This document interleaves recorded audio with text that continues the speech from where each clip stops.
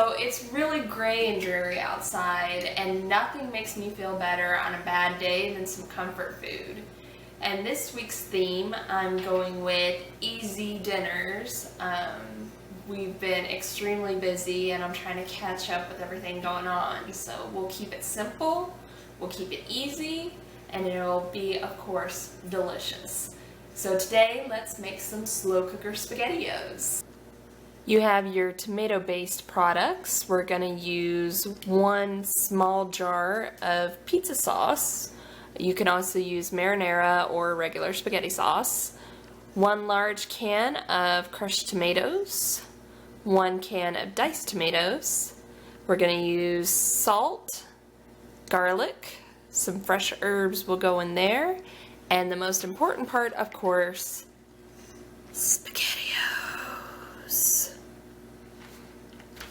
Alright, let's get started. Alright, so the first thing we're going to want to do is throw in our clove of garlic.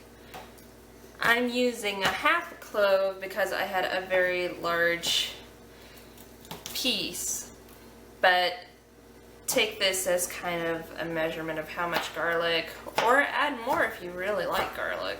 It's totally up to you.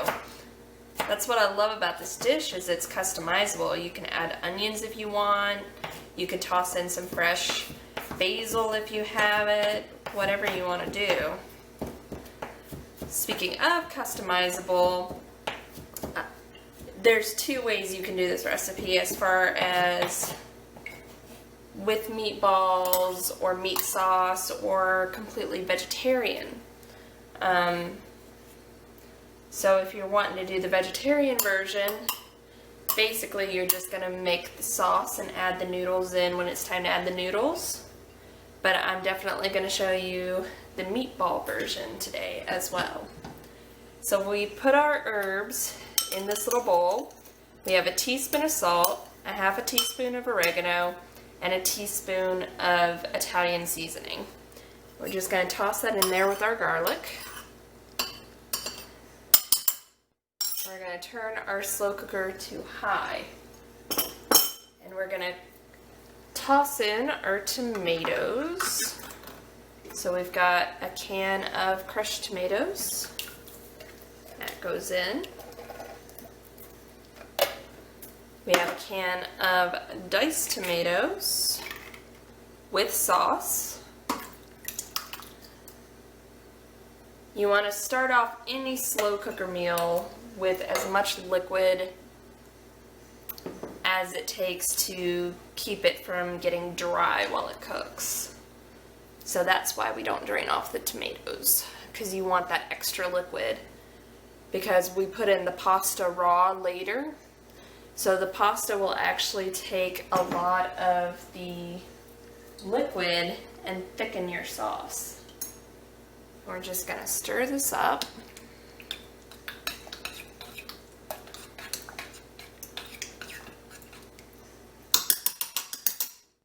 And I'm just going to add some pepper to taste. Around a half a teaspoon to a teaspoon is really enough. Alrighty. And then you put the lid on. Ta-da! If you were making the vegetarian version of this, which is just the sauce and the pasta, you're pretty much done for a good 5 hours. My recommended cook time for this is 6 hours. So in the last hour, you would add the pasta. You would add the rings. And for myself and my husband, we add half the box. But if you're feeding a family of 4 or more, you know, a full box and another can of spaghetti sauce would get you through. Now, if you're not making the vegetarian version and you're wanting to add meat or meatballs to it, then what we're going to do is we're going to cook this on high for an hour. And then we're going to make our meatballs and add it to our sauce. So I will see you guys in an hour. Alright, it's been about an hour. So we've got our ingredients to put together our meatballs. You're gonna need about a pound of ground meat. This is a mix of pork and veal that I got on sale from the grocery store. 1 onion chopped finely. I'm actually using half an onion here because I've got this leek left over from last week I need to use, so this is a great place to hide it in the meatball. Some soy sauce, Worcestershire sauce, olive oil, 2 eggs, a 1/4 cup of breadcrumbs, and some adobo seasoning and basil. So these are all the ingredients that we're going to use to make our meatballs. What we've done is, now that we're going to add them to the sauce, we turn the sauce to low, and you're going to want to do a taste check. And just kind of see where your flavors are. Mine is a little on the tomatoey side. What I might do is toss some soy sauce in there. Bring up the salt content just a little bit. And I added the clove of garlic, but I do like a lot of garlic. So I have a little bit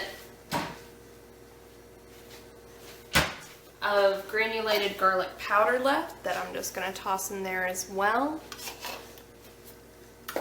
And SpaghettiOs are generally a little, the sauce is a little sweet.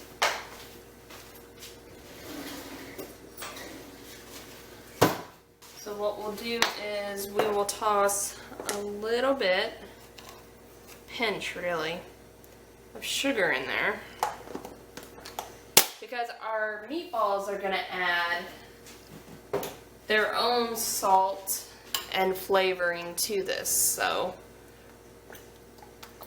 keep that in mind when you're seasoning your sauce. You want something that the meatballs are just going to kind of melt into, both in consistency and flavor. So we can keep our sauce a little more on the tomatoey side, or a little sweeter, to complement the meatballs when they're done.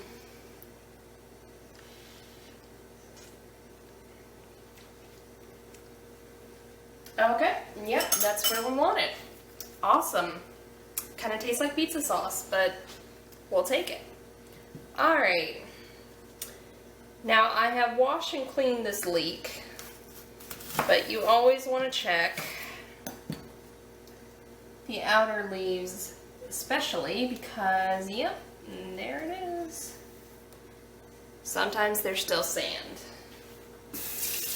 And there is nothing worse, at least for me personally, than biting into a nice bite of food and getting that gritty texture from the sand. So I'm just going to cut this really fine to kind of match my onion.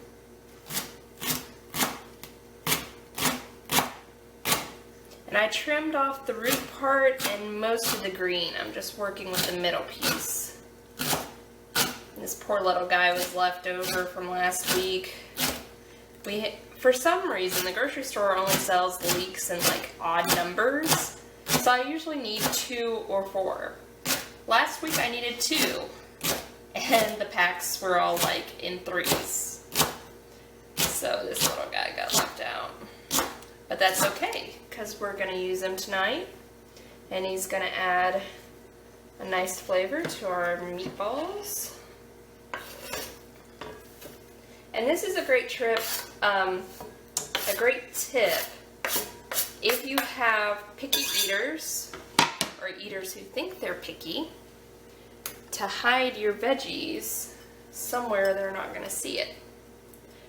So what I would do, if I was doing like a garden variety sauce, is instead of adding like my chopped carrots and onions and spinach to the sauce where it's all visible, I would put it in my meat, or make meatballs and stuff it in there. Because carrots, especially really finely chopped, they're not even going to notice when they bite into it. Alright, so we've got our meat, our onion, and our leek. Or in your case, if you're following the recommended recipe, 1 onion and your meat. So now we're going to add our 1/4 cup of breadcrumbs. And we're gonna get nice and messy with this in a minute. I just like to toss everything in. I know some people like to mix as they add, but I just toss everything in and then I mix it. So let's do a teaspoon of basil. I bet some people were wondering why I didn't add it to my sauce. That would be why. Alright, and then we're gonna do a teaspoon of Worcestershire sauce.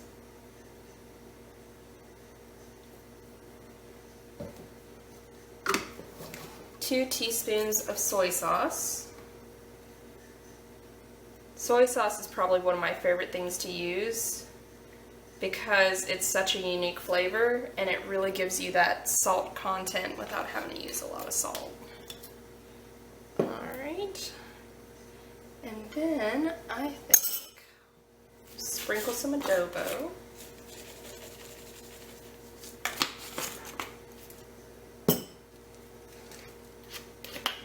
Drizzle about a half a teaspoon of olive oil to a teaspoon, depending on your meat.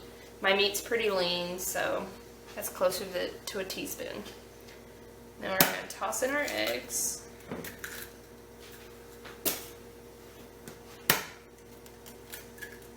I'm actually going to use my spoon to break those yolks before I start. I'm just going to kind of turn the meat over with it. And unfortunately, it feels like there is a few spots that is just a little bit frozen still. But that's alright, we will deal with it.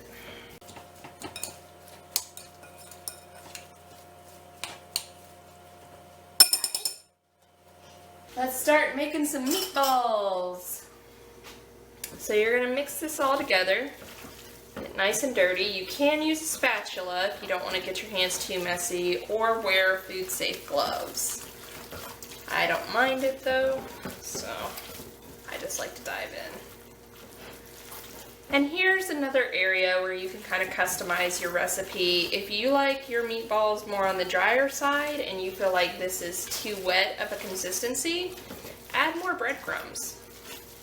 We do the double egg because it binds it better, and I like my meatballs really soft and like melt in your mouth by the time the SpaghettiOs are done. So that's why I use less breadcrumbs. Alright, that's good and incorporated. So we'll take about a handful. I have kind of smallish hands, so probably about a quarter cup size, half a cup. We'll just roll it around in our hand, cupping both hands to get kind of a round shape. Toss it in our sauce. And do the same.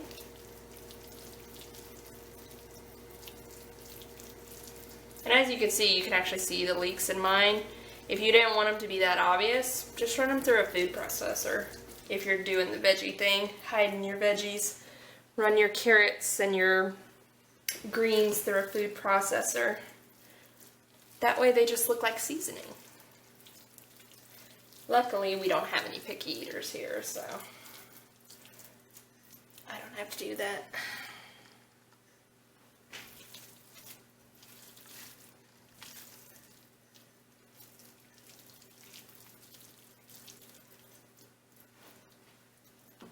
So generally I get about 6 meatballs in this small slow cooker. If you want more, I would recommend using a larger slow cooker,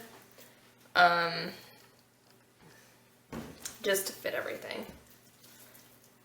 I'm not too worried about everything fitting in because we've still got, 5 hours to go in our cook time. So there will be time for most of this to cook down. I'm actually going to make that one a little bit smaller. Looks like I'm going to get 7.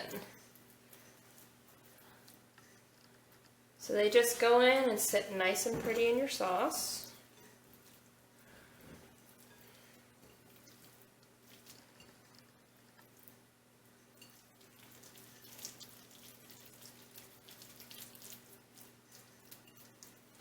and this one goes in the middle. Alright, we'll wash our hands and put the lid back on, and we'll cook it at low for another 4 hours, and then we'll add our pasta for the last hour. So I will see you in a little bit. Alright, so we have about an hour left, so let's go ahead and add our pasta. As you can see, I removed the meatballs just so I have enough room to get everything in there.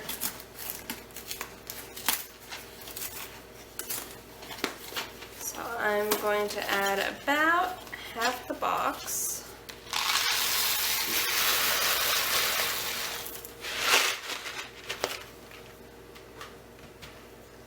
And let's get that stirred in there.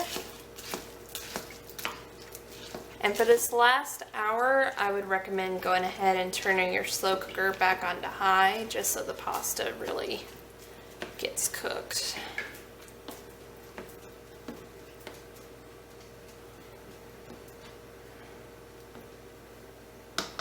Alright. We'll just plop these back in. They're looking great. They're holding together well, like they always do. And taking them out and putting them back in also gives you a really good chance just to rotate them so you get a full, even cook on them.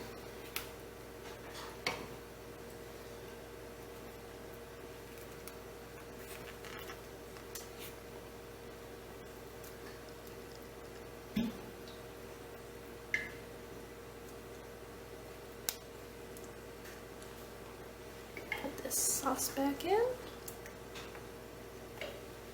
and cover it for another hour. That's all there is to it. Come back when it's done.